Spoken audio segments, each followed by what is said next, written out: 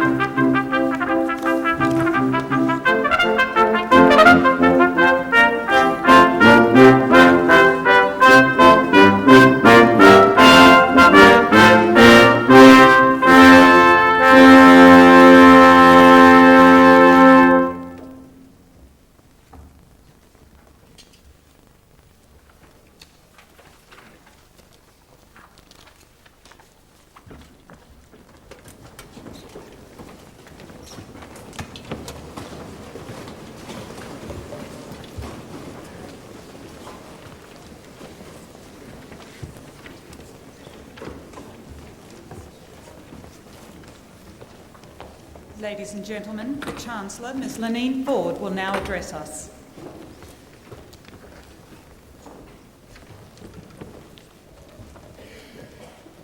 Professor Glyn Davis, Vice-Chancellor, members of the Griffith University Council, distinguished guests, colleagues, graduates, ladies and gentlemen. Griffith University would like to acknowledge the traditional owners of the land upon which we are gathered. It is customary for Griffith University and its guests to gather to celebrate the conferral of academic awards on its graduates.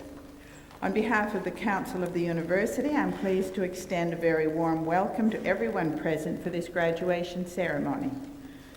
This occasion is particularly special for our students who this afternoon are graduating from the Faculty of Commerce and Management, the Faculty of Education, and the Graduate School of Management. We recognize and reward their dedication and commitment to learning in the presence of family, friends, and representatives from the entire university community. I'd particularly like to welcome to our ceremony Mr. Tony Braxton Smith, the General Manager of Dreamworld, who I'm very pleased will be our occasional speaker this afternoon. Higher education is currently attracting a level of national attention unusual in Australia, where sport is much more prominent. Indeed, I meant to ask everyone to turn off their telephones and their radios for this afternoon's ceremony, because I'm informed by a refugee from the south that a sporting contest of some interest, to him at least, is going to commence very soon. I did think perhaps we should have a report halfway through as to how we were going, and so if you see a little piece of white paper coming along the line, don't get too excited, but if we're smiling, you'll know it's good news. The national debate on higher education policy was sparked by the Federal Minister for Education, Science and Training, the Honourable Dr. Brendan Nelson, whose ministerial discussion paper, Higher Education at the Crossroads, was published in April this year. The overview paper was followed by 6 papers on specific issues such as financing, governance, and achieving equitable outcomes. The ministers received over 350 submissions, and Dr. Nelson will hold a consultative forum next week and plans to make a submission to Federal Cabinet by the end of the year. Universities are much more important for our nation's economic and social livelihood than is apparent from the attention that they are usually given in the media. If Australia is to become a strong, vibrant participant in the new knowledge economy, it must invest resources, time, and effort in higher education. The investment that you, our graduates, have made over the last few years, and the support that you have received from your family and friends, needs to be matched by the support of our governments and the commitment of the broader community. The opportunity that you have enjoyed needs to be extended to many, many others.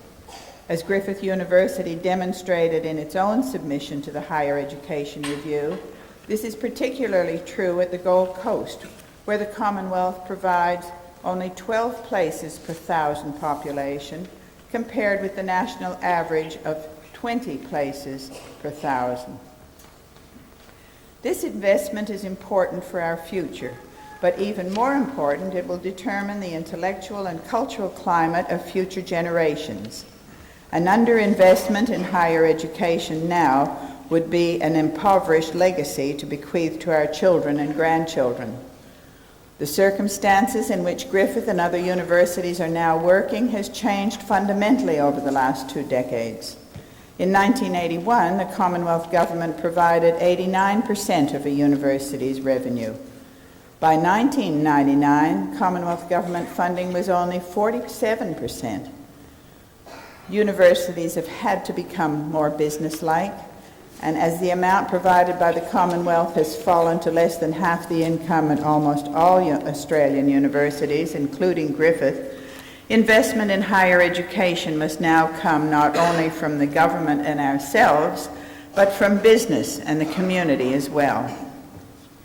For its part, Griffith University believes that it has an important role to play in shaping the future, and is committed to the enrichment of the Queensland, Australian and international communities through teaching, research and engagement with our communities. In less than 30 years, Griffith has grown from being one of the smallest public universities into a multi-campus, learner-centred research institution spanning the Brisbane Gold Coast corridor. The university is currently the 9th largest Australian university with approximately 26,000 students. It has set itself the goal of being not only among the top 10 research institutions in Australia within this decade, but in the top 10 of all universities by all other important measures. Griffith University has already achieved this goal in many respects. The university was founded on innovative teaching methods and has maintained a strong commitment to innovation and creativity. As a teaching institution, Griffith aspires to prepare graduates committed to civic responsibility, who are professionally able and who combine technical knowledge with broad skills in analysis, problem-solving, communication, and teamwork. Visit one of the 11 flexible learning centers in operation across the university, and you can see how Griffith's innovative web-based course materials supports and enriches our traditional face-to-face teaching. Griffith also has one of the most extensive networks of international links in Australia. Its international student population of some 4,500 students is the second largest in Queensland. Not surprisingly, Griffith has won consecutive Premier of Queensland awards for export excellence in the category of education. Griffith's fastest growing campus is here at the Gold Coast, and it is one of the most modern in Australia. Since 1990, Griffith University has invested more than $110 million in the development of teaching and research facilities here on our Gold Coast campus to meet both the local demand for tertiary study and to support the region's economic development initiatives. There are nearly 8,000 students, including 1,200 fee-paying international students, enrolled in one of the 51 undergraduate or 46 postgraduate degree programs on offer. Griffith University is firmly committed to equity and social justice. Two of its campuses, Logan and the Gold Coast, are located in areas that historically have had very poor levels of access to universities. Griffith has thus taken and will continue to take a leading role in lobbying the federal government to redress this acknowledged imbalance, in addition to pressing the case with Dr. Nelson through his higher education review. Griffith University is a strong supporter of Queensland Government's Smart State and the Gold Coast City Council's Innovation City initiatives. The university and the Gold Coast City Council have jointly funded a feasibility study into the proposed development of a technology park at the Gold Coast campus. We're confident that such a park, with its facilities for research and development and high technology business incubation, would provide a significant and continuing impetus for the development of knowledge-based industries in this region. Griffith also seeks to make a greater contribution to the Gold Coast through provision of medical education. The Gold Coast is the 6th largest city in Australia. It is projected to have a population of 460,000 in 2004. The Gold Coast is the only city of this size without its own medical school. The lack of a public medical school for the Gold Coast not only means that residents do not have access to the full range of professional programs, but it is also causing severe shortages in the medical workforce of the region's hospitals. It's for this reason that the Queensland Minister for Health, the Honourable Wendy Edmund MP, recently supported Griffith University's proposal to establish a medical school here at the Gold Coast. We trust that the Queensland Government's lead will be followed soon by the Commonwealth Government. Griffith University's success is built upon the work and achievements of its faculties and staff. Through the Faculty of Education, Griffith University is set to host an innovative Institute for Educational Research. The Institute is an initiative of the Queensland Government and will be headquartered at Griffith's Mount Gravatt campus in the Faculty of Education and will operate along the lines of a cooperative research centre. And also in the Faculty of Education, the inaugural semester of an exchange agreement in technology education with Purdue University in West Lafayette, Indiana, is underway. The exchange program between the two universities enables students to study our respective Bachelor of Technology education degrees. A recent evaluation by the Graduate Management Association awarded Griffith University MBA and MBA International the coveted 5 stars, making Griffith one of only 7 Australian universities to achieve this top outcome. This recognises the quality of the Griffith MBA and is evidence that our students are taught by some of the best management educators in Australia, supported by excellent facilities, an up-to-date curriculum, international links, and a diverse and high-quality range of students. Griffith MBA students also gain much from the university's recent admission as the only Queensland member of the prestigious Australian National Business School, a consortium of leading Australian universities. Through the combined resources of these universities, the Australian National Business School offers transfers between each university's MBA program and the opportunity to participate in the Asian Intensive School for Advanced Management in Malaysia, or the European Summer School for Advanced Management in Denmark. Griffith has been offering an MBA for 10 years now and has produced almost 1,000 graduates. Until now, no Griffith MBA has ever achieved a perfect grade point average of 7. It is therefore noteworthy that Paul Scanlon is about to become the first MBA graduate to achieve that remarkable distinction this afternoon. Congratulations to Mr. Scanlon. Griffith University hosted the 6th World Congress of the International Federation of Scholarly Associations of Management at the Gold Coast in July this year, on behalf of the Australian and New Zealand Academy of Management. Staff and students from several schools of the university's business group and from the university's Centre for Business Education and Development helped to host a successful congress which was attended by hundreds of leading academics from around the world. But perhaps the greatest contributions to our society are sitting here this afternoon, our graduates. I commend you on your achievement. Your education gives you an opportunity to enter a profession. It gives you a greater appreciation of our world and of its rich cultures. It has equipped you with the skills to continue your learning throughout your life, both formally and informally.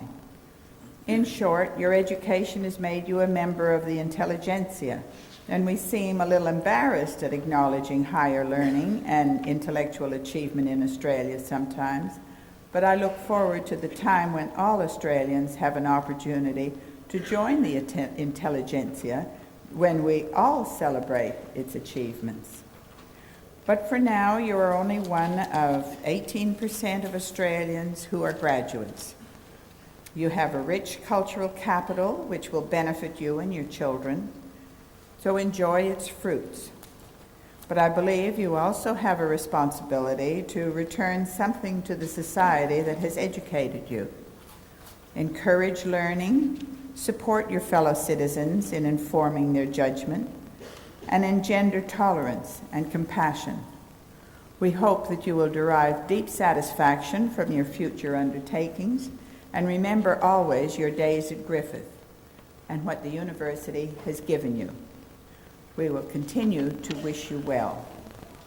I'd now like to call on the deans to present the graduates from their respective faculties who are to receive their awards at this ceremony.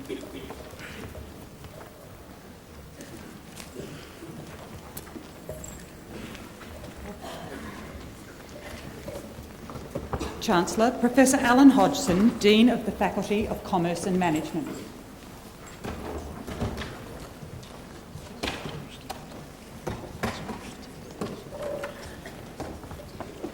Chancellor, I now present graduates from the Faculty of Commerce and Management. Bachelor of Arts in Psychology, Sean Gisler.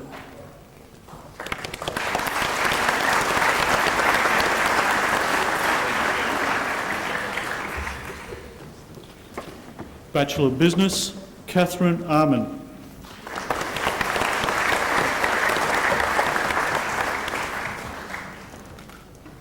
Matthew Ayub.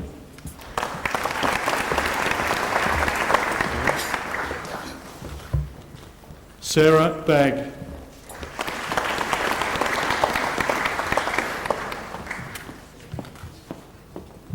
Sarah Anna Berna Soshi.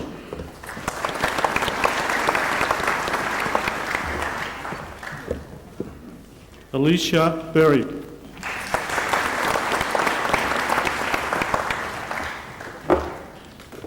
Carl Best.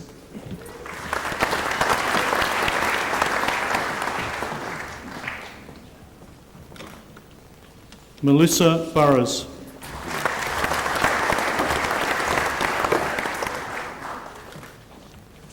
Davi Harani Shong.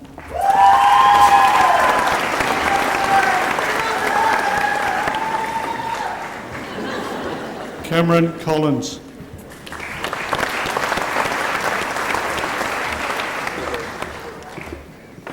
Monique Cornell.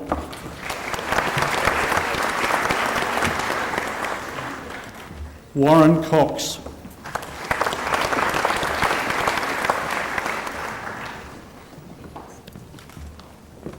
Katie Davis.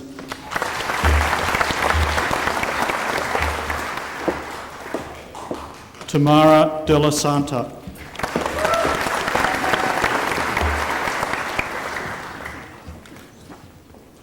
Andrew Dixon.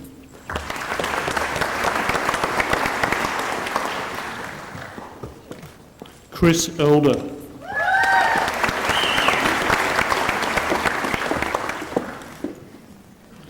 Elizabeth Forrester.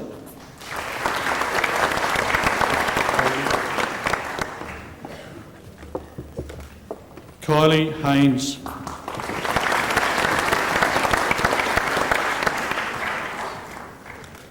Ingeborg Justness.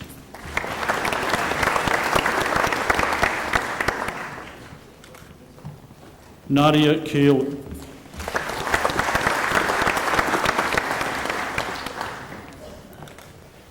Carly Keensey.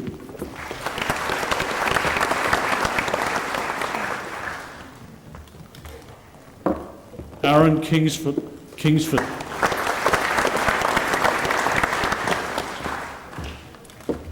Daiso Kitayama.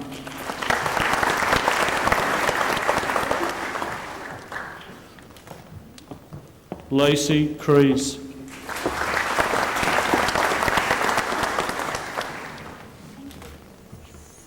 Adam Lang.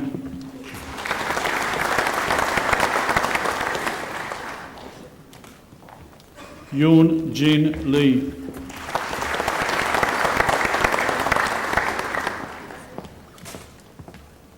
Dean Edward Lightfoot.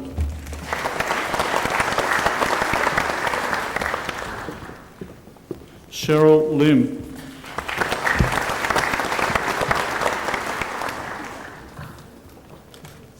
Dane Lim.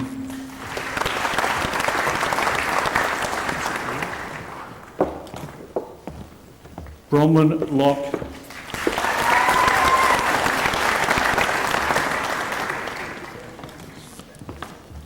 Fiona Lum.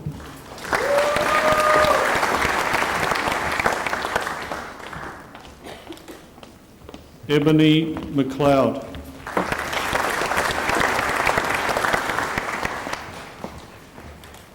Sonia Mahaba.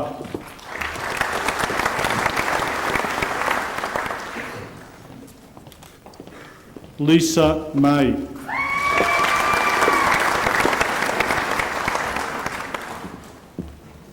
Paula Melton.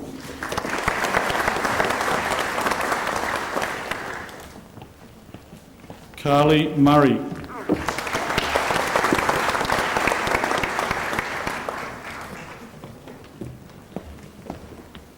Elise Nicholas.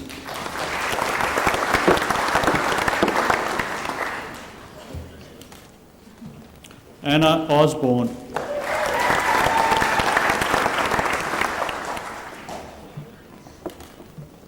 Jade Pasamani.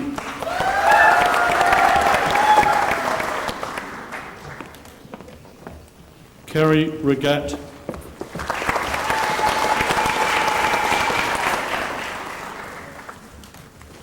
Jin Son.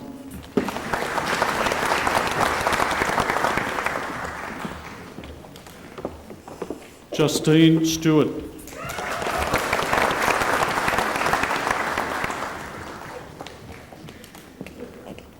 Tanya Stewart.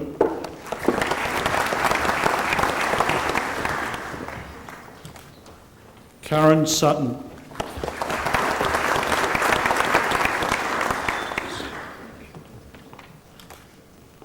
Farane Jane Tuss.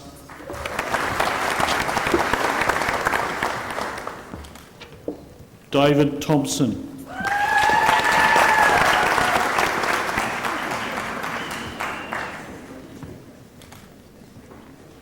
Ginny Wang.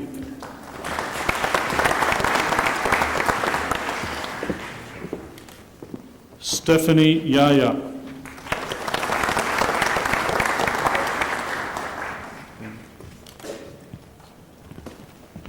Bachelor of Business, Bachelor of Arts in Japanese, Ben Borden.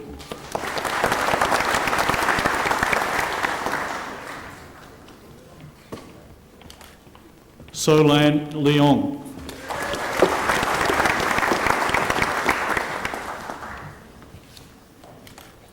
Zoe Ralph.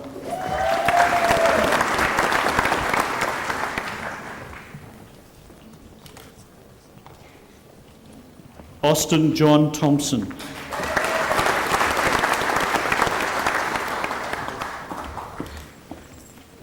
Bachelor of Business, Bachelor of Arts in Psychology, Sherry Ann Holland.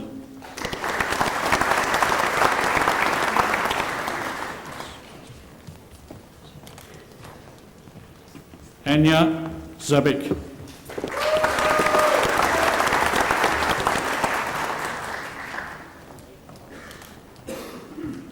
Bachelor of Business in Restaurant and Catering Management, Augustine Chu.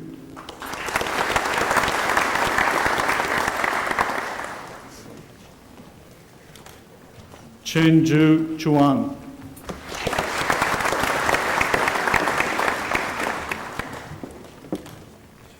Andy Lee Sin Chong.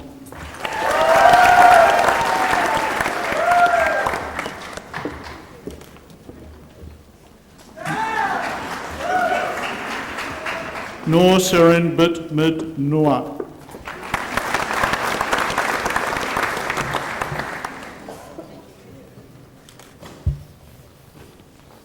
Bachelor of Commerce, Tony Gorman.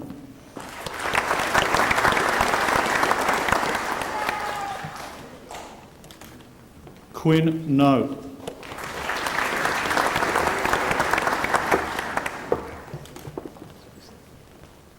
Bachelor of Hotel Management, Richard Agnew.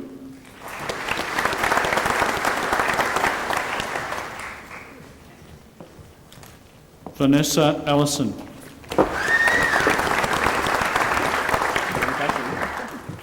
Peter Demore.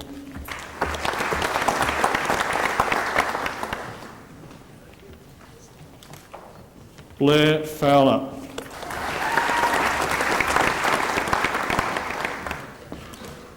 Alexander Gray.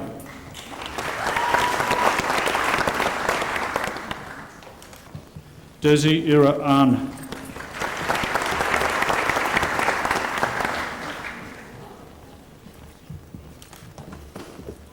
Me Eranosh Kekabob Bad.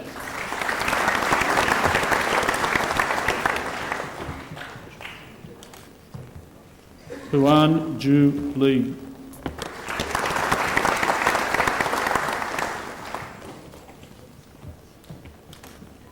Alistair McDonald.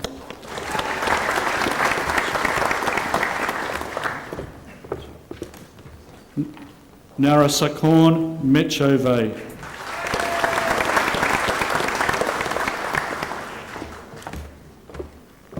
Patricia Rivera.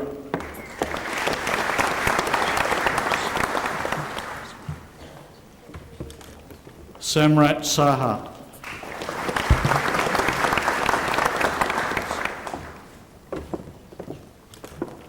Natalie Vincent.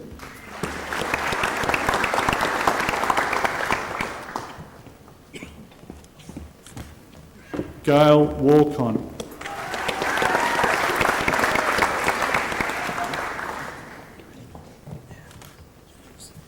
Indra Wirawati.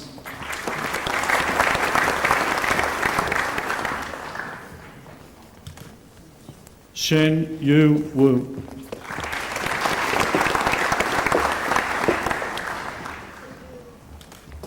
Claudia Yun.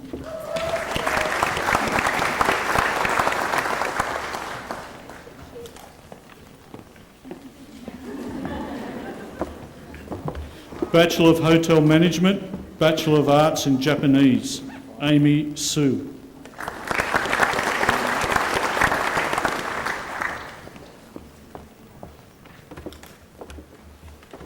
Bachelor of Hotel Management, Bachelor of Business, Michelle Allen.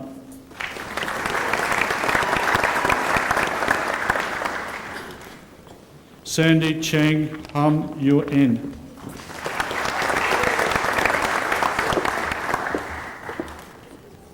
Jay Thong.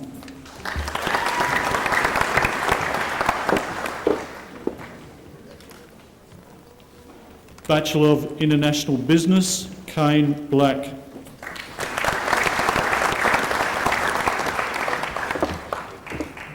Trevlyn Kane.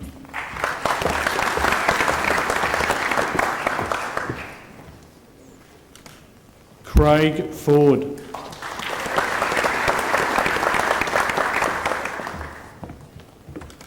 Matthew Galea.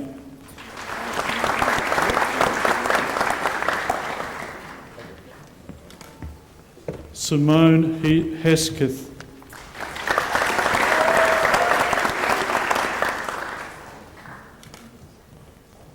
Sean Lamplow.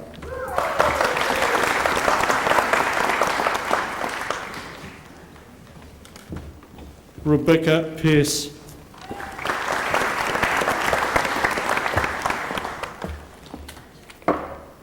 Daniel Thomas.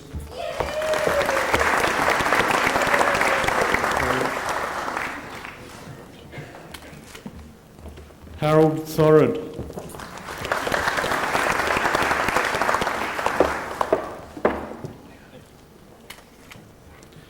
Bachelor of International Finance, Leonie Ring.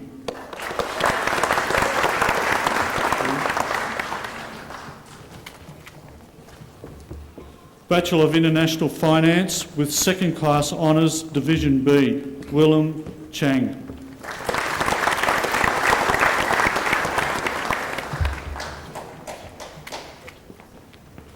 Bachelor of Psychology with First Class Honours, Christina Holland Thompson.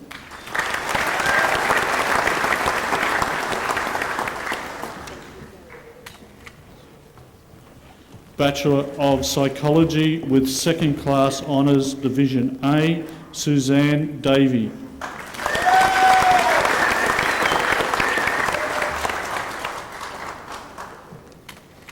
Veronica Drury.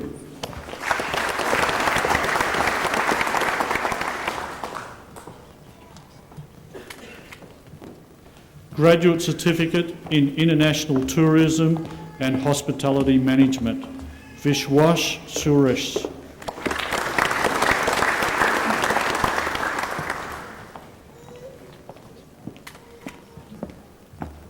Master of Clinical Psychology, Lucinda Gavin.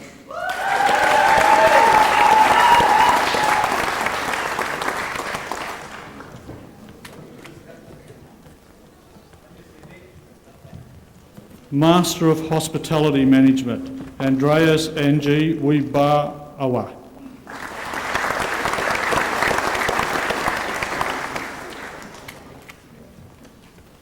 Christine Chin.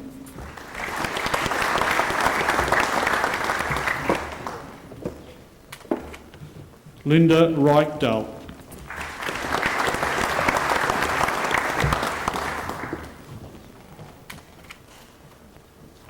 Master of Marketing Management, Betsy Sun.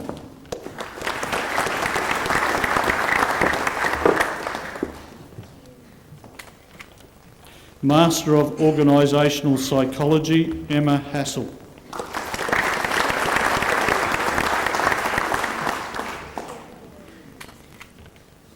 Stacey Hassel.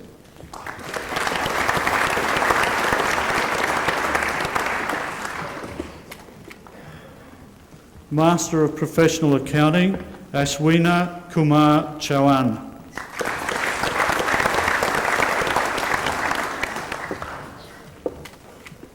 Elton D'Souza.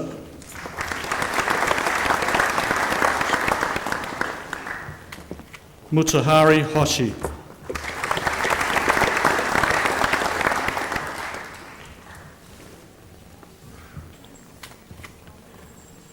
Heiwei Hwang.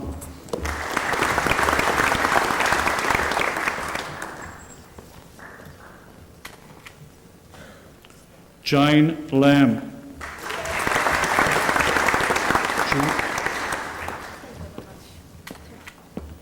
Ju Lai.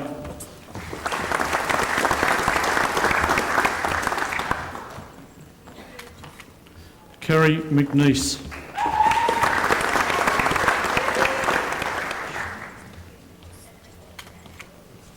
Himanshu Punj.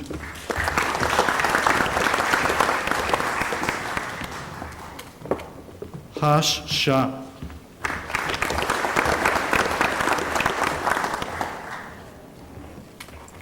Maggie Zhang.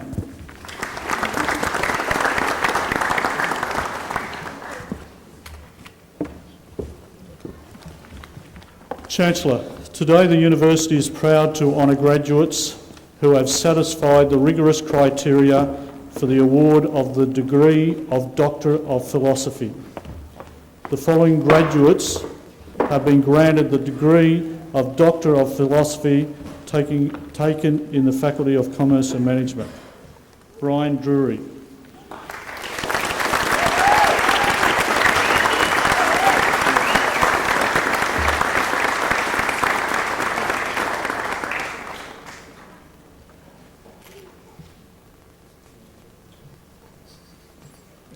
Chancellor.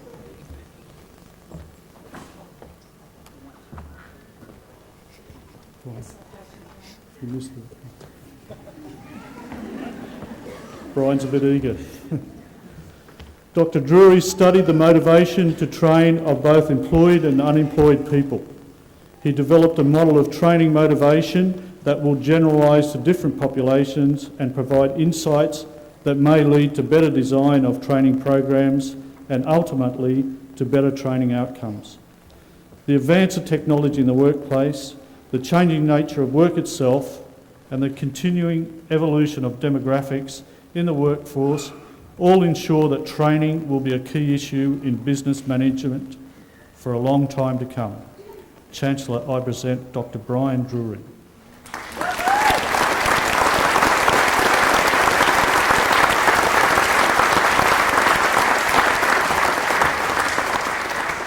Deborah Ann Grace.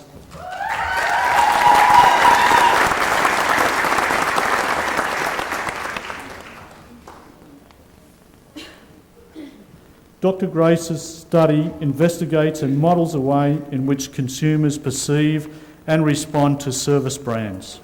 The service brand verdict model developed in this study makes a unique contribution to the marketing and consumer behaviour literature and provides practical implications for service marketers and brand practitioners. This study is the first study to extensively model service brand associations. Chancellor, I present Dr. Deborah Ann Grace.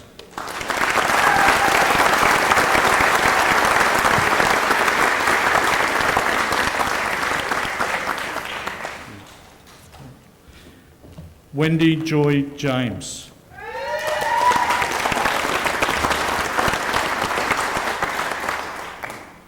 Dr. James' thesis reports on the results of a longitudinal case study that examined the design and operation of a management control system at an Australian state-owned electricity supply corporation. In particular, the study examines the impact of corporatisation and national competition policy, which are specific public sector reforms, on the firm's management control system. The study determines how the changed system enables the organisation to operate successfully in the new competitive environment. Chancellor, I present Dr. Wendy Joy James.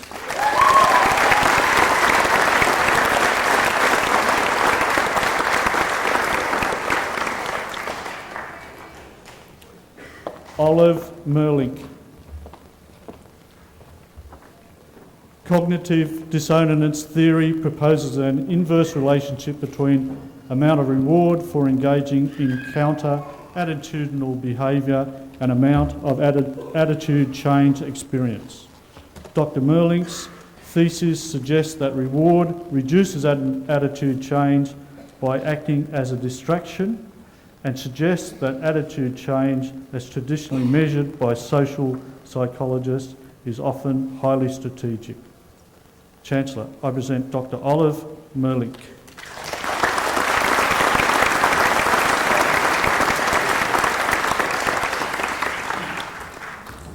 Arthur Shacklock.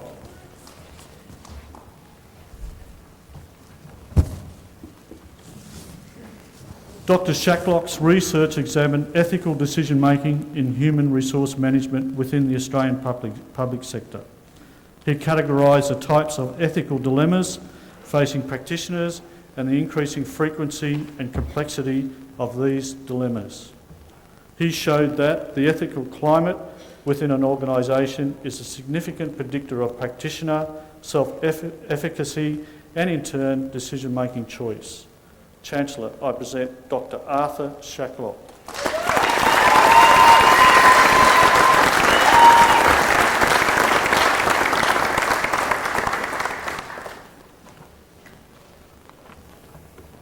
Chancellor, that concludes the presentation of graduates from the Faculty of Commerce and Management.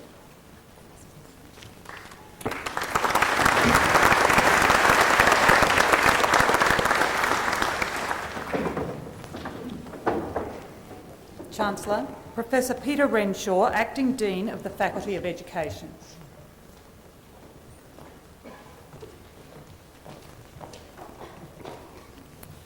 Chancellor, I will now present the graduates from the Faculty of Education. Bachelor of Education Primary, Priscilla Carissa.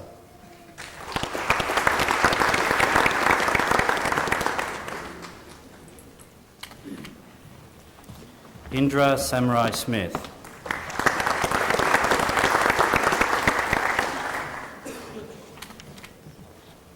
Andrew Stewart.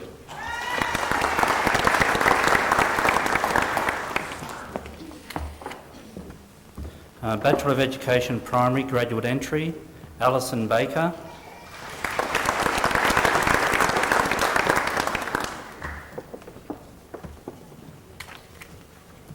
Amanda Bronick.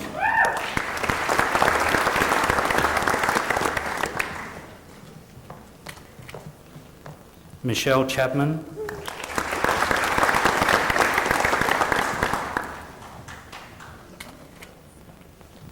Andrea Cron.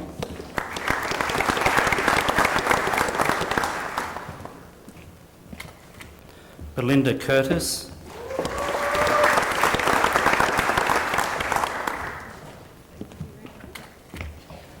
Melissa Lindberg.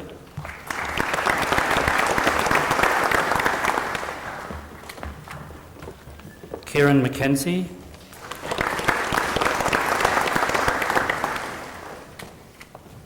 Tani Noakes.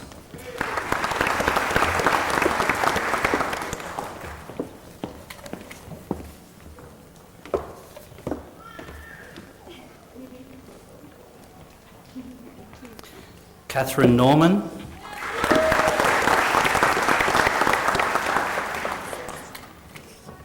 Kelly Palmer.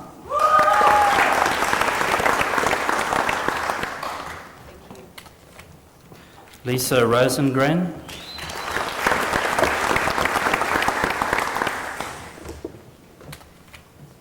Anne Tilley.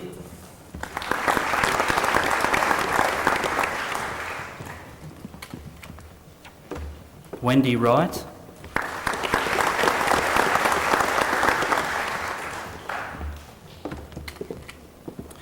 Graduate Certificate in the Teaching of English as a Second Language, Catherine Hill.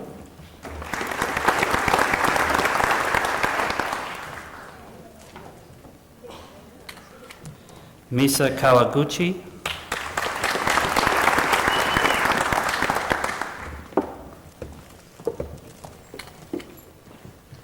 Dan Mitchell.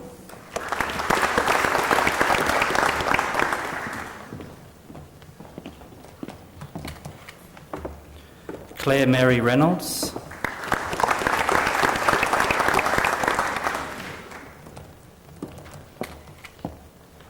Nawa Wa.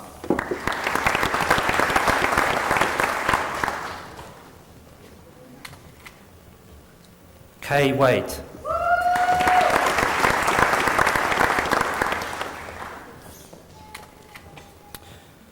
Master of Educational Studies, Joy Georgopoulos.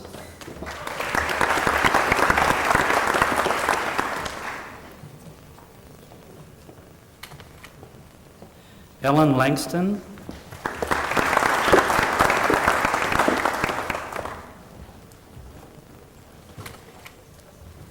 Master of Teaching Primary, Natasha Hatch.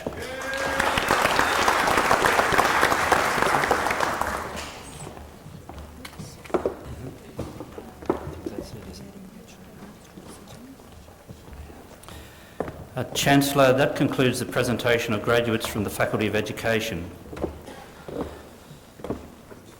Chancellor, I will now present a graduate from the Faculty of Arts. Bachelor of Arts, Troy Sutton.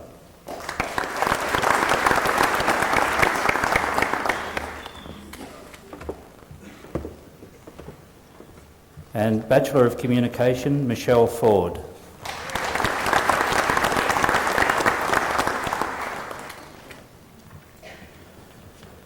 Chancellor, that concludes the presentation from the Faculty of Arts.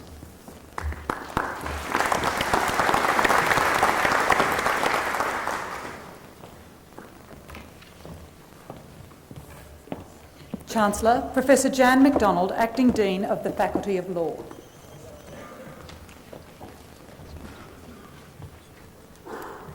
Chancellor, I will now present the graduates from the Faculty of Law. Bachelor of Laws, Bachelor of Arts, Zoe Head.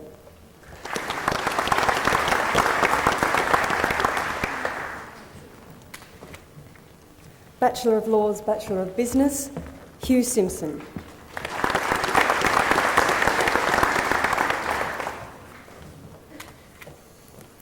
Bachelor of Laws, Bachelor of Commerce, Vincent Knox.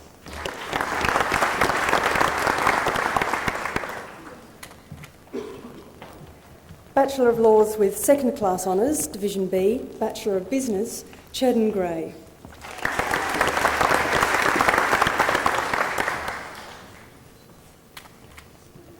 Bachelor of Laws, Bachelor of International Business, Sean Merritt.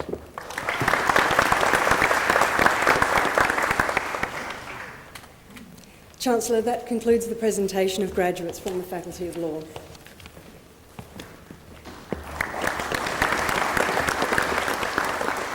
Chancellor, Professor Greg Bamber, Director of the Graduate School of Management.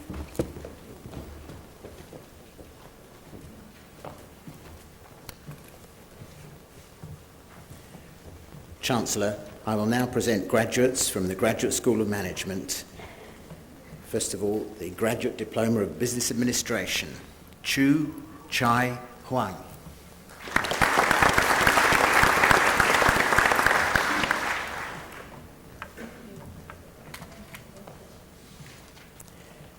The Master of Business Administration Advanced, the MBA Advanced with Distinction, Cameron Finlay. Well done.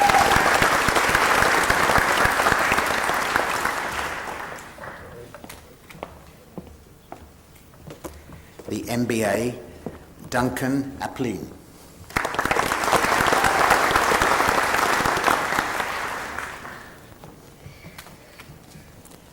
Zan Jiang.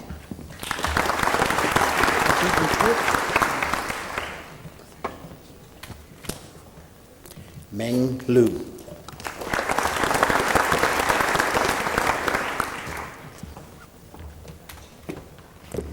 Susan McKinney.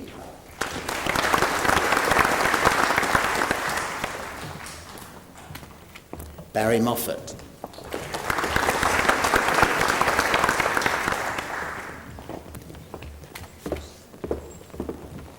Garnet Papinfus.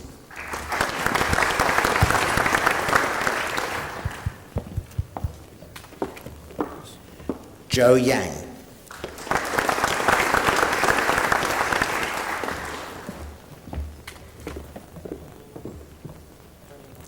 the MBA with distinction, Stephen Davis.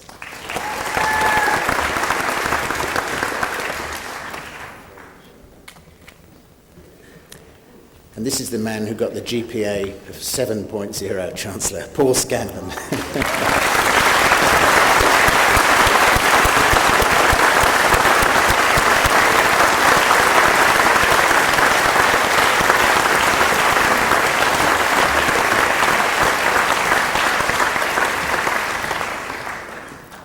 Murnal Parikh.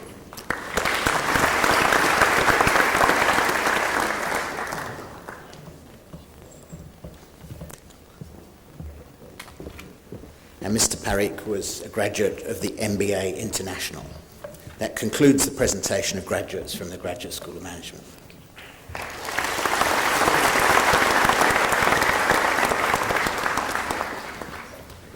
Chancellor, Dr Arthur Shatlock will now give the valedictorian address.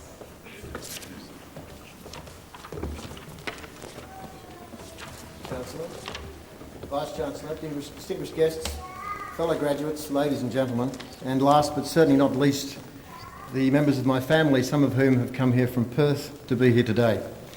It's indeed a great pleasure to be asked to briefly tell you a little bit about my PhD and to share my reflections on doing a PhD at Griffith in particular.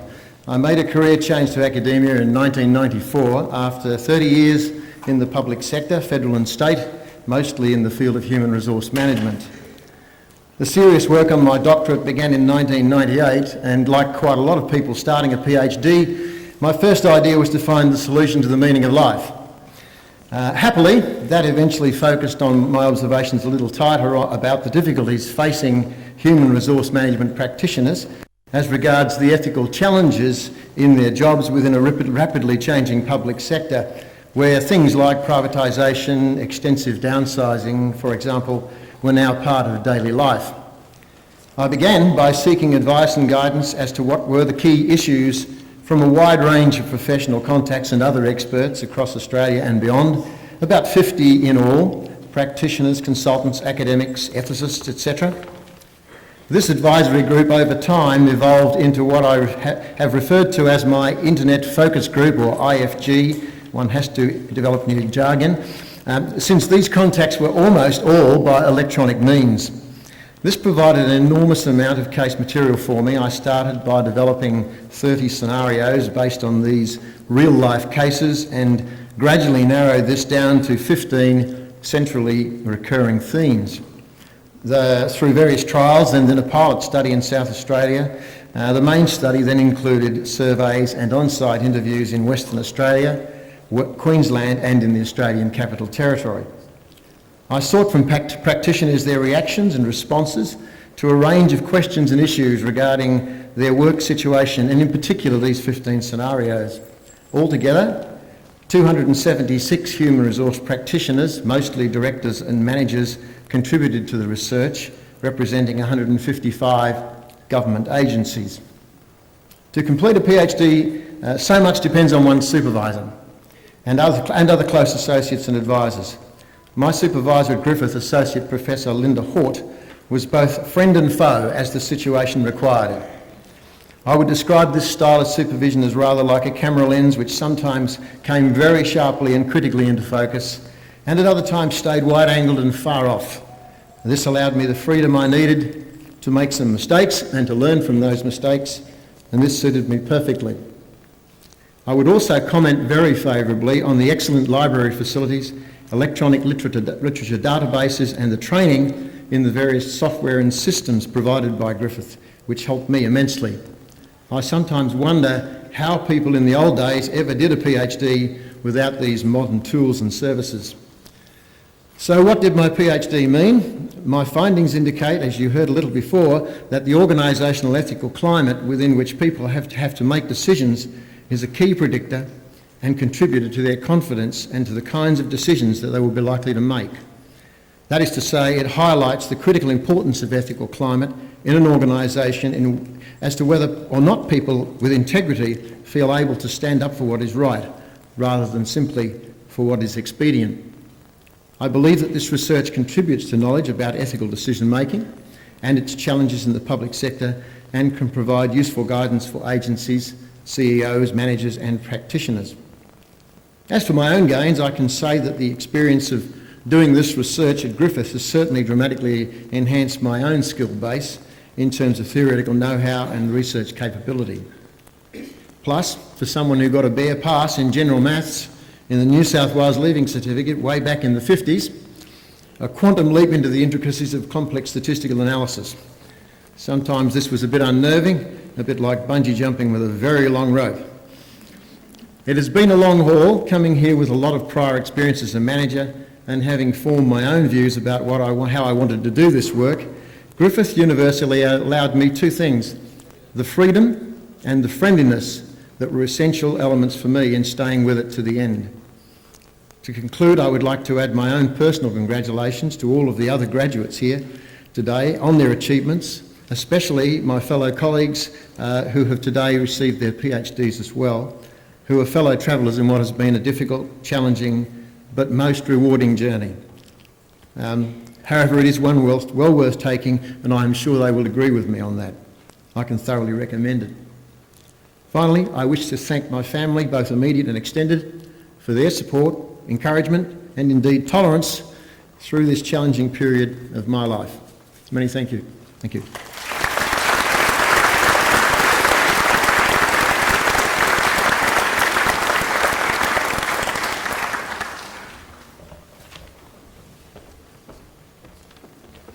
Ladies and gentlemen, there will now be a brief musical interlude performed by the Precious Metal Band Quintet of the Queensland Conservatorium. Their performers are Karina Breyer, Tom Donaldson, Nathan Schilling, Jeff Wecker and Lyndon Weiss.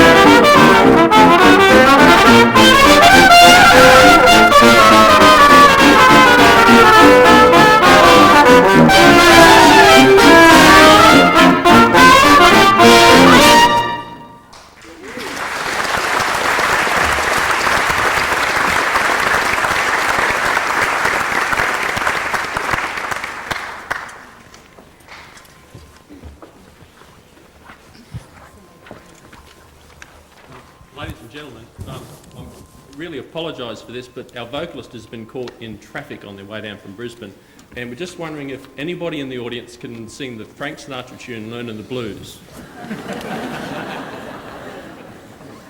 You can?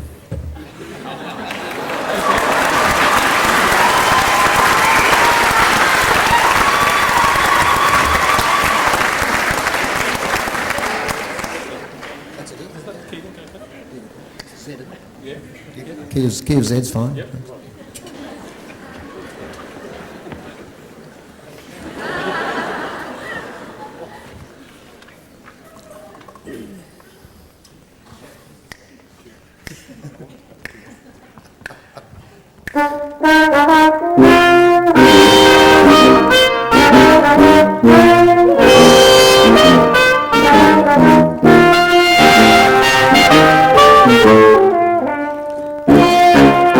The tables are empty, the dance floor's deserted. You play the same love songs, it's the 10th time you've heard it. That's the beginning, just one of the clues. You've had your first lesson in learning the blues. Those cigarettes you light, one after another, won't help you forget her. And the way that you love her, you're only burning a torch you can't lose. But you're on the right track for learning the blues. When you're at home alone, the blues will haunt you constantly. When you're out in a crowd, those blues will haunt your memory. The nights when you don't sleep, that whole night you're crying, but you can't forget her. Soon you'll even stop trying. You walk the floor and you wear out your shoes. When you feel your heart break, you're learning the blues.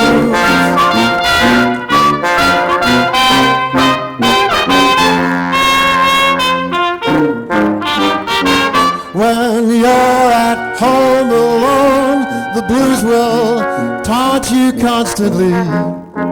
When you're out in a crowd, those blues will haunt your memory. The nights when you don't sleep, that whole night you're crying, but you can't forget her. Soon you'll even stop trying. You'll walk that floor and you wear out your shoes.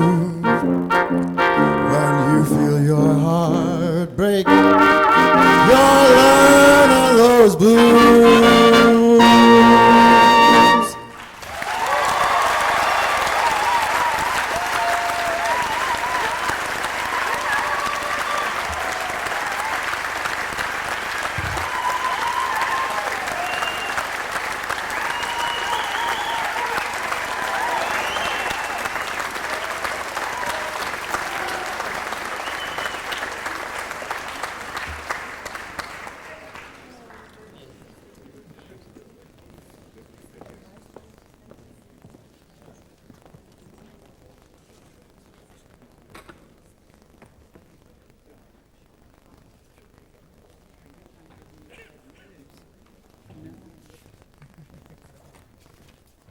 You think I'm going to give you the news, but I'm not.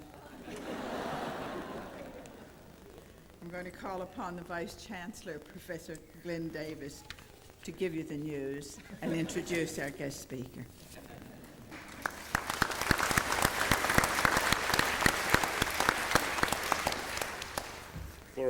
Thank you. Before I do, Chancellor, it'll be very hard to top that Dr. Jacqueline, congratulations. That's a wonderful bit of singing.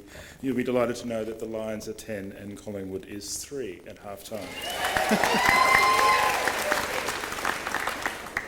Chancellor, with more than 20 years' experience in tourism, catering, hospitality and entertainment, Tony Braxton Smith was appointed Chief Executive Officer for Dreamworld in August 2000. Since his appointment, Tony's been responsible for the development of Dreamworld's Big Brother Studios and the park's new thrill ride, Cyclone, the tallest high-speed gravity roller coaster in the Southern Hemisphere. These attractions have been instrumental in stimulating interstate tourism to Queensland.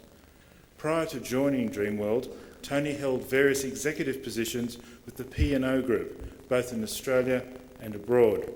He's worked in a number of markets around Asia and Europe. He was most recently Regional Managing Director of P&O's Catering Division for Latin America, based in Santiago, Chile. He played a key role in the sale and merger of this division to the multinational Compass Group, with whom he then worked for a short time before returning to Australia. Tony is a graduate of the Royal Melbourne Institute of Technology with a Master of Business Administration and a Director of the Australian Amusement, Leisure and Recreation Society. He's left a family holiday to be with us this afternoon. Would you please welcome our occasional speaker, Tony Braxton Smith.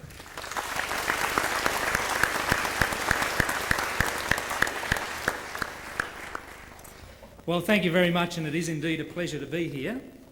To the Chancellor, leaning forward, to the Vice-Chancellor, Professor Glenn Davis, members of the University Council and Advisory Council, graduates and guests. It really is an honour to be able to address you on what's a very memorable occasion that will live with you for a period of time. Now, I was in fact invited here today to share with you over the course of the next 15 or so minutes some of the experiences that I've had in my own career, so that they might give you some insight or inspiration for what lies ahead of you. To set the scene, I'd like to invite you to entertain the idea that the degree that you've been conferred with here today is in fact your ticket to a theme park. Business World. Now, I know some of you are going to say, well, I'm going into education, but the point I'd like to make is that education is business too. It's the business of preparing others for their chosen pursuits. So the messages that I've got for you here today are for you too. And now that we're all clear that we're going to go to the same theme park, I invite you to step with me through the front gate. Now, Business World is a large theme park where many games can be played, lots of fun can be had, and you can choose from a number of different thrill rides. They vary from merry-go-rounds through to the high adrenaline white-knuckle thrill rides and all the grades of experience in between. However, this theme park has no map, and unlike a regular theme park, there are no written safety notices, no advisory signs to guide you in your choices. Rather, you have to use sound judgment and apply some guiding principles to get on the rides that you want. You've got to find your own way. You've got to make your own choices. Today, then, let me share with you some insights from my own experience on a few of the thrill rides in Business World, and hopefully give you some thoughts as to how you might stay safe, have fun, and get on the rides that you want. Now, the first insight that I've got for you actually comes from very early in my own career, right from the start, where I went very naturally from the study of botany into the field of hospitality. Now, I joined the Sheraton hotel chain. Now, to those of you that don't immediately see the logic here, and I guess there might be a couple, let me explain. Let me, in fact, illustrate by inviting you to contemplate two alternatives with the next person that you'd like to date. Alternative number one is you can study up on the subject and then try and impress them with your comprehensive knowledge of the role of the mitochondria in the photosynthetic process and how it particularly applies in the variegated leaves of certain plants, and then you could possibly invite them to the herbarium. Alternative two is you say you work in the best hotel in town and invite them for drinks in the cocktail bar. It's logical, really, isn't it? The point in this is that the choices that you make from here forward are about lifestyle as well as the job content. Another insight also from my early career is that as important as the technical knowledge that your degree says you've gained, are certain implicit things about the processes that you've learnt and some of the habits that you've acquired along the way. Now, in Business World, some of these habits are highly valued and their diligent application will enhance your ride experience and your opportunities.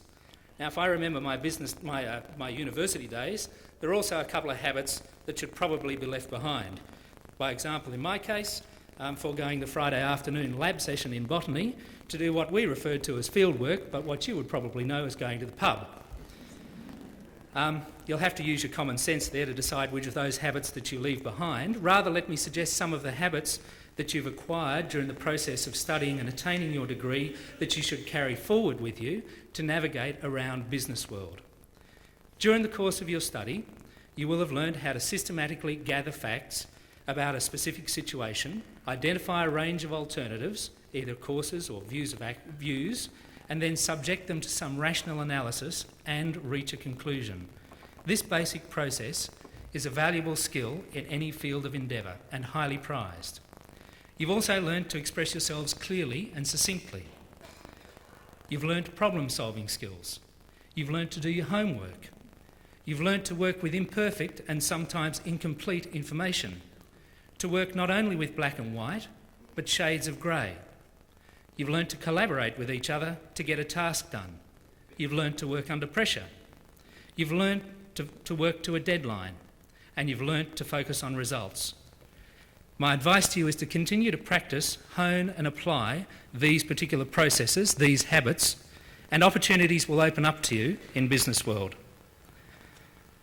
Now that you have your degree, if you were thinking of easing off on this learning thing, then my next point for you might be a bit difficult, particularly if you think the learning is now over.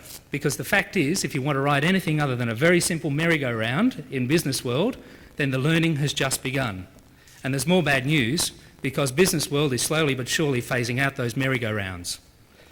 Now, the good news is that the more that you're willing to pursue and embrace new learning, the more fun you can have and the more scenery you'll see along the way. So let me share with you quickly some highlights from the pathway my own learning pursuit has led me along, and some of the things I've picked up along the way in business world. From the Sheraton Hotel, I went to the remote northwest of Western Australia as a supervisor and then a catering manager. We fed the people who built and operated mines and those who built infrastructure projects like the Northwest Gas Shelf. What was sometimes unkindly said about our company, there was a lot of gas going to be generated from the Northwest Shelf and we were contributing to it. Now, whilst I was at the Sheraton, I had undertaken a course in catering and hospitality studies and applied it there, but moving from banquets in the Golden Ballroom and catering in the presidential suite to rock stars and royalty into the mining field and serving thousands of meals to miners in outback camps required a lot of adaptability. Now, what I found, and what you should consider in your career pursuit, is that even though the outputs can be very different, the underlying principles and practices of many businesses are similar or the same. It's simply that their application is situation specific. This also means that in business world, the skills and experience that you acquire can be transferred and are transferable to another business. From the Northwest, I moved to managing a theatre restaurant in Melbourne, using exactly this argument of transferable skills. It was here I learnt or became interested in the sales process and actually ended up with Encyclopaedia Britannica. And here I learned something else about the way you develop your skills in business world. There are certain skills that you will need that can only truly be learnt hands-on. When you want to learn those skills, my advice to you is to find a good practical school, like Britannica was for me, that's going to reward you well for your learning. From there, it's a matter of picking up a few basic principles, practicing them repeatedly on an often unsuspecting public, until you can achieve the desired result. Now, my advice to you on this point might be a little biased, but I'd suggest to those of you that want to ride on the bigger thrill rides and to sit up near the front, then one way to get there is to spend time developing selling skills until you can achieve a run rate that's at least as good as your peer group. It helped in my case, where I rose to be in the ranks of Britannica, to be able to claim to be one of the top 5 salesmen within the country. Having that on my CV actually showed potential employers that in hand-to-hand sales combat, I was going to be pretty deadly. Now, that led me ultimately to a role with the P&O group that required both catering skills and demonstrated selling ability. And this is another point about business world. Your eligibility to step onto the next ride is sometimes governed by the rides that you've just been on. And there are times when you need to show a combination of skills and experience to show that you've ridden several rides. So it does pay to move around and to look ahead. You're not always going to be able to predict the next ride that comes, as my own career path is going to illustrate, but you can be prepared to seize opportunities as they come your way. Working with P&O, and after a period in business development, that's a polite word for sales, I was seconded to the UK to learn about and transfer certain business practices for a type of catering service which we wanted to set up in Australia. From there I was given the responsibility to learning about and changing a food manufacturing business based in Brisbane, but the one that had markets in both Australia and Asia. And from there I went to a job in Latin America. After 5 enjoyable years working in a different cultural setting, for the last 2 years I've been learning the many facets of managing a world-class, distinctly Australian theme park.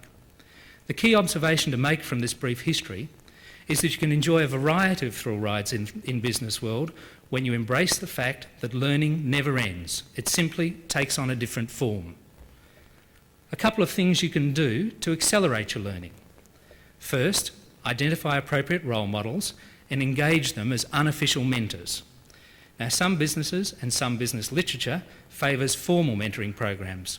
I would say to that, nice, if you can get it, but not necessary. Just use your judgment and your initiative to seek the company and the counsel of good role models. Mine typically have been senior managers familiar with, but not always working for, my business. Successful people with a positive outlook on life, they have a certain wisdom that can only be acquired from experience. Now, I never actually asked any one of these people to be my mentor, and I suggest that you don't either. I only ever asked them if I could talk something through that was kind of important to me. Now, if you're right in your judgment about their character, then they'll gladly give you the time to talk that through. Doing this gave me the opportunity to seek an alternative point of view, to test the rigour of my thinking, and to identify issues that may not previously have been identified. It also gave me the opportunity to learn about any mistakes that they had made. And let me add here that it's infinitely better to learn from someone else's mistakes than from your own, and much less painful. So as such consultations continued and proved their value, I sought them more frequently, and it just kind of happened that they became my mentors unofficially. So in business world, watch the other more experienced riders. Observe the ones that you see are particularly adept at certain rides. Seek their advice and kind of rope them in as unofficial tour guides. Another thing you can do is to keep reading. Journals, industry magazines, business books, even your old lecture notes and texts. However, a word of caution, use the information, not the jargon. In business world, a few of the ride operators, and I'm one of them, are a bit wary about this business newspeak.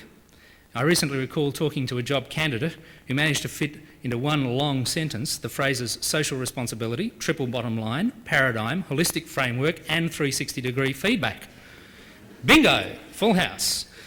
It was kind of impressive, but it was also a little bit worrying deep down, because I was wondering what effect it might have on our staff if that person went near them, because really our people don't speak that language.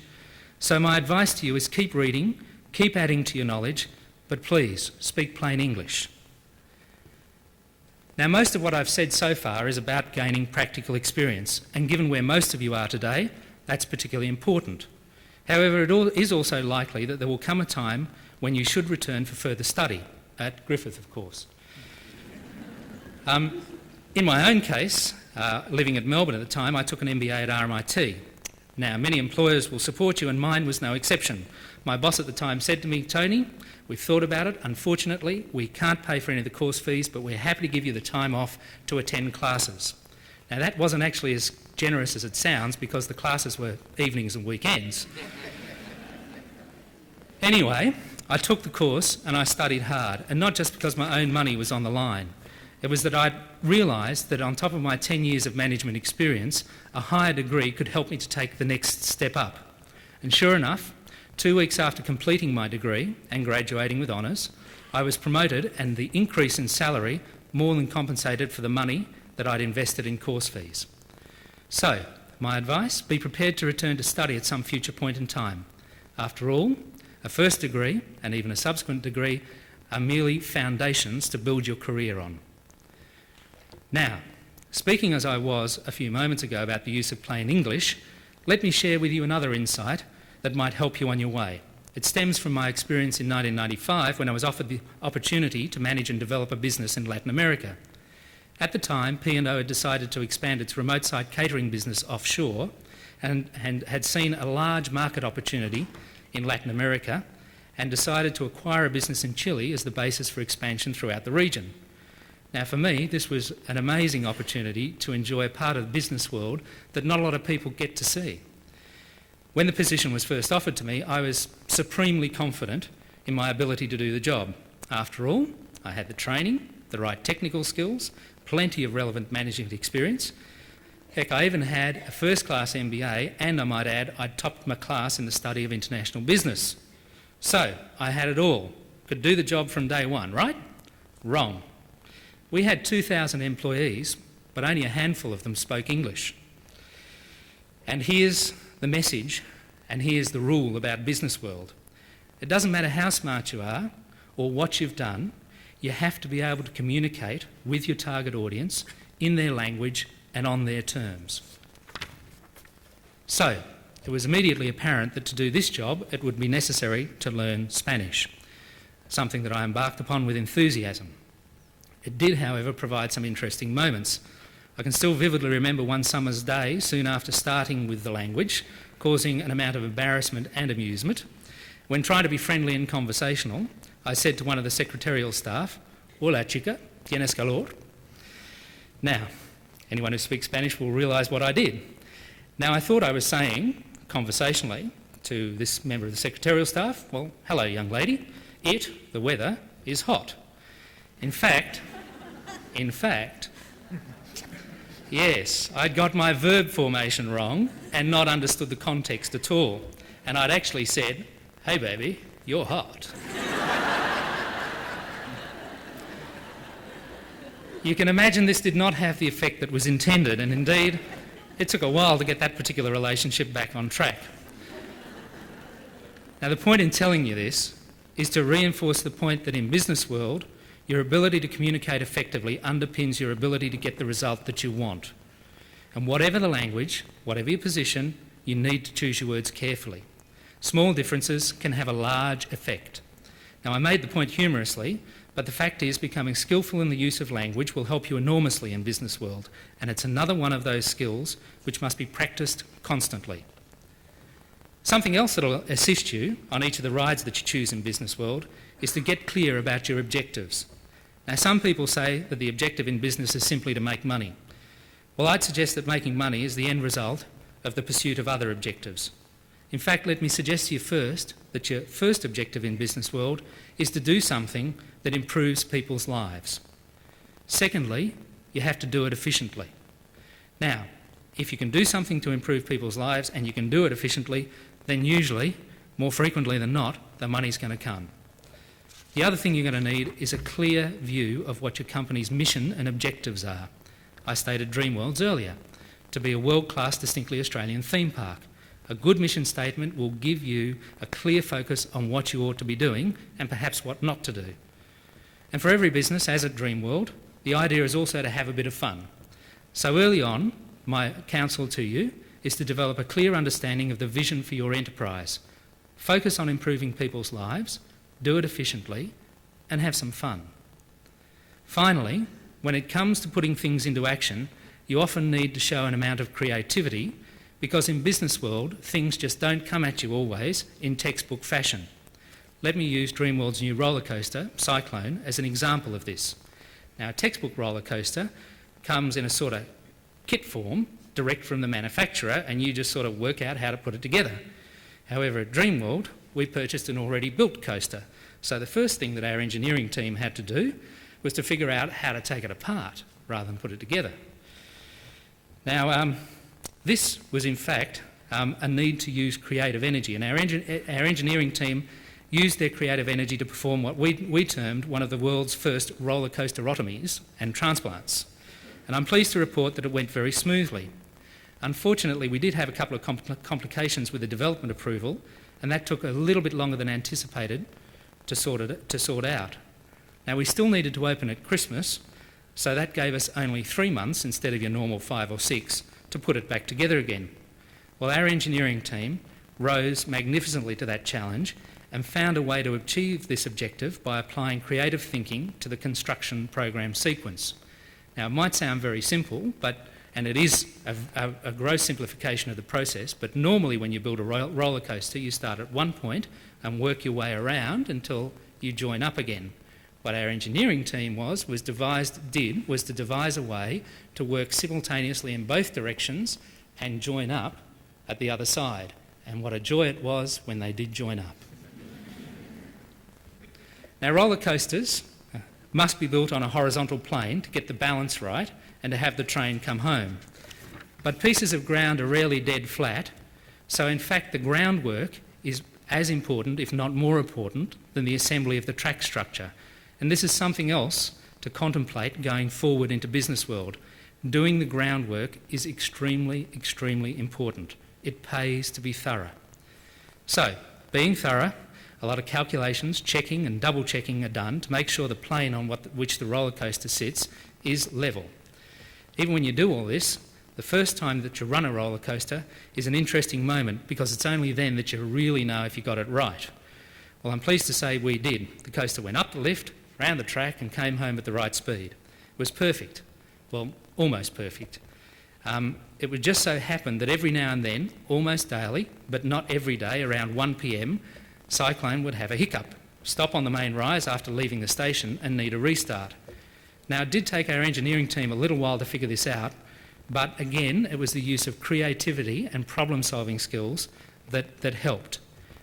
One hot summer's day, I recall, soon after Cyclone opened, my GM of engineering appeared in my office at 1:30 p.m, clutching an umbrella and grinning widely. He'd found the glitch and the solution. The glitch? On clear cloudless days, around 1 p.m, the angle of the sun shone directly on an infrared detector which was part of a backup safety system. This confused the detector, causing it to trip. Now, the solution? Well, temporary shade until the system could be relocated. So he borrowed this large green Sprite umbrella from a food outlet and simply gaffer taped it to the structure over the detector. Imagine that, $5.5 million worth of technology, and it came down to a Sprite umbrella to guarantee its operational availability. And some creative thinking in the appropriate place. Now, I say creative thinking in the appropriate place because you need to apply creativity where it's appropriate, and it's not always appropriate.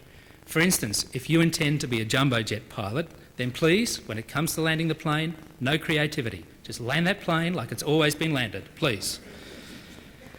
There are many situations like this in business world where what's required and what your success will depend on is a detailed knowledge of and a mastery of the fundamental routines of your business. Now, it's not that the routines don't change. In fact, nowadays they're constantly reconsidered and they are subject to change, and it does take creative thinking. But the successful changes come from a clear understanding of the objectives, as I mentioned earlier, and a pre-existing mastery of the routine. One more brief point, and then let me summarise. As you advance in business world, you will find that your own success depends more and more on the actions of others. You'll move into leadership roles, where those communication skills that I mentioned earlier become more critical. Now, a lot of attention today has been focused on leadership and how it should be done. However, rather than offer you any advice on this subject, let me suggest to you that good leaders need good followers, and that what you ought to focus on when you first leave here and move into business world is good followership. Now, as with leadership, there is no magic formula for good followership. However, the fundamental points that I've touched on and tried to illustrate here today may help you. So let me just recap on them. First, carry forward, practice and perfect the good work habits that you've acquired during the course of your studies. Adapt your technical skills to the specific business situation you find yourself in. Seek opportunities to learn and apply more skills, particularly those that are needed to be learnt hands-on.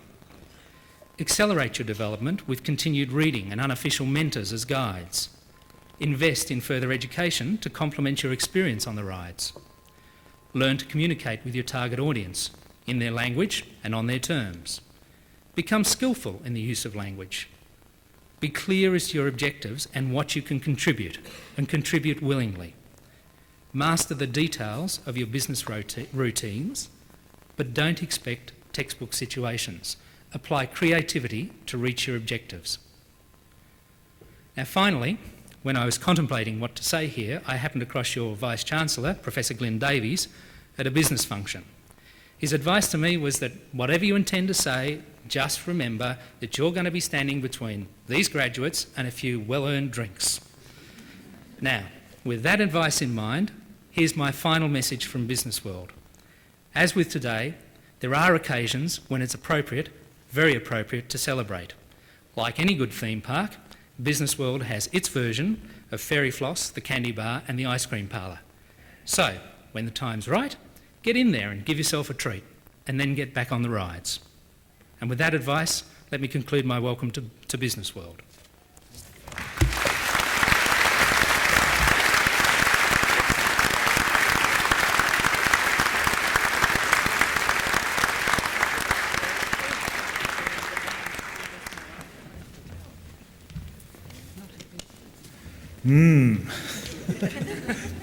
Tony, thank you for a delightful speech. I'm sorry to spoil it by saying that the Lions are now 14 and Collingwood 22. But hey, it's only the third quarter. As anyone involved with Griffith University will tell you, there's always something special about graduations here on the Gold Coast. For so long, the Gold Coast just didn't have access to tertiary education needed for a growing and increasingly sophisticated community. But as Griffith has grown rapidly, and as the Gold Coast has grown rapidly, at each graduation we see the Gold Coast of the future, young, confident, talented, keen to bring their new skills to bear, adding depth to this region. And if we're lucky, our graduates will have the benefit of a business leader such as Tony Braxton Smith. Tony leads an important part of the Gold Coast community. Dreamworld is indeed a large and complex world-class operation, and it's increasingly reliant on the sort of professional skills, engineering, managerial, marketing and hospitality taught by Griffith at its Gold Coast campus. Despite Tony's modesty, we glimpse in his presentation the communication skills, the intelligence and the experience necessary to run an operation of the complexity of Dreamworld. But Tony mentioned that we ran across each other at a lunch, indeed a lunch hosted by the Gold Coast Mayor some months ago, and at that lunch Tony spoke with great pride and great enthusiasm about Dreamworld, which, as he noted, during the school holidays can have 5,000 or 6,000 guests on a single day and a staff of more than 600. So it's a great pleasure to tell him later that Griffith University has more than 9,000 guests on any single teaching day, a staff of more than 1,000, and is open from 8 a.m. to 10 p.m, but sadly has no official roller coaster. And we agreed at the end of that discussion that Tony would support a new slogan for Griffith University, bigger even than Dreamworld. Tony, you've been kind enough to share your career journey with us to show how the skills learned in your degree will take you in unexpected directions, how learning plus experience drives you forward. And you know that, as we know, that when you graduate from university, you enter a community which you call the business world, but a place where you stay forever. We hope that our graduates will keep in touch with their university, but we know that wherever you travel, whichever path you follow, however far you wander, and as Tony shows, you can start in one place and end up a very great distance away, please remember the pride that we, your teachers, have in you, and the support that your family, your friends and your colleagues have shown by being here today. This is indeed a great moment and one to treasure, and Tony, thank you for being part of it.